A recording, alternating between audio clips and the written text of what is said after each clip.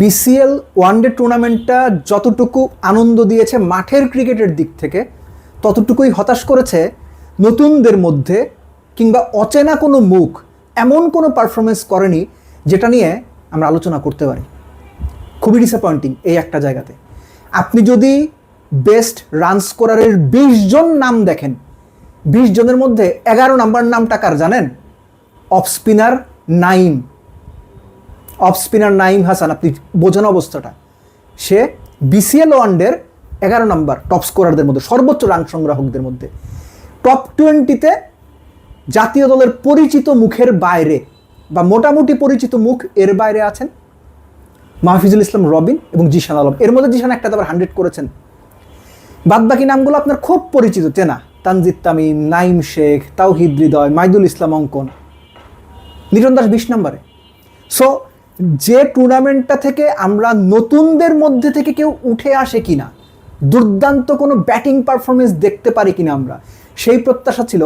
Unfortunately Zeeshan আলমের ওই particular একটা ইনিংস ছাড়া নতুনদের মধ্যে এমন কেউ এমন কোনো পারফরমেন্স করেননি যেটা নিয়ে আমরা আশাবাদী হতে পারি। টপমোস্ট রান স্কোরারদের লিস্টে 3 নাম্বার আছেন আকবর।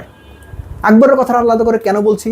এই যে 5, 6, 7, আমি কয়েকটা আলোচনাতে এটা বারবার বলছি যে বাংলাদেশের ব্যাটিংয়ের সবচাইতে দুর্বল যে জায়গাটা, এই 5, 6, 7 নিয়মিত যারা খেলেন, জাকির আলী অনেকের কথা বলেন, নুরুল হাসান সোহানের কথা বলেন, শামীম পাটোয়ারির কথা বলেন, 3 জনের একজনও 20 জনের মধ্যে নাই। সেখানে আকবর আলী আছেন 3 নম্বরে। সো এই কারণে একটা আলোচনাতে এর আগে বলছিলাম, যদি ভবিষ্যতের কথা চিন্তা করা হয়, পাকিস্তান সিরিজে আকবর আলীকে চাইলে সুযোগ দেওয়া যেতে পারে। বোলিংয়ের দিকে যদি আসেন, 1 নাম্বার জায়গাটা মেহরাব, অফ স্পিনার মেহরাব অহিনের জায়গা।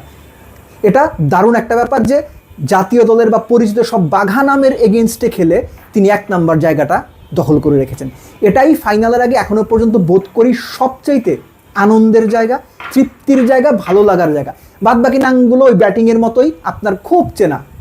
আপনি রিশাদকে দেখবেন, আপনি শরীফুলকে দেখবেন, আপনি নাহিদ রানাকে দেখবেন, আপনি হাসান মাহমুদকে দেখবেন। So there are so many names, কিন্তু সবগুলো নামই এমন কোনো নাম না যেটা এই মুহূর্তে জাতীয় দলের বাইরে থেকে এসে দুর্দান্ত কিছু করে দিয়েছে, এক্সেপ্ট নাম্বার 1-এ থাকা অহিন। সো বিসিএল ওয়ানডে টুর্নামেন্টটা অবশ্যই ভালো টুর্নামেন্ট হয়েছে এখনো পর্যন্ত। আশা করি ফাইনালটাও খুব ভালো জমজমাট একটা দারুণ ম্যাচ আমরা দেখতে পাবো।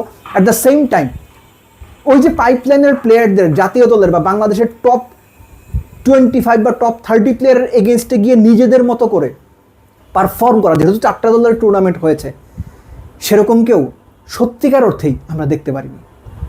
দেখতে পারলে ভালো লাগতো, বাট আশা থাকবে যে আগামীতে এই ইয়াংস্টাররা যখন সুযোগ পাবেন, তখন যেন তারা এই বিসিএলে ওয়ানডেতে যেভাবে পারফর্ম করেছেন তার চাইতে আরও বেটার পারফর্ম করেন। আর এর সঙ্গে একটা কথা যোগ করে দেই যে রিসেন্ট পাস্টে বাংলাদেশের ওয়ানডে টিমের পারফরমেন্স যে ক্রমাগত নিচের দিকে নামছে, তারও একটা রিফ্লেকশন বোধহয় আমরা বিসিএল এই ওয়ানডে টুর্নামেন্টটাতে দেখতে পেলাম, ব্যাটিং বোলিং 2 দিক থেকে। এবং একই সঙ্গে আবারও আমি শুরুর কথা দিয়েই শেষ করছি যে বাংলাদেশ ন্যাশনাল টিমে 5, 6, 7 এই জায়গাগুলোতে নিয়মিত যারা খেলেন বা খেলছেন লাস্ট 4, 5টা 6টা সিরিজ ধরে, এদের কেউ ব্যাটিংয়ের দিক থেকে টপ 20-র মধ্যেও নাই, এক্সেপ্ট মাইদুল ইসলাম অঙ্কন, তিনি লাস্ট সিরিজটাই আসলে খেলেছেন।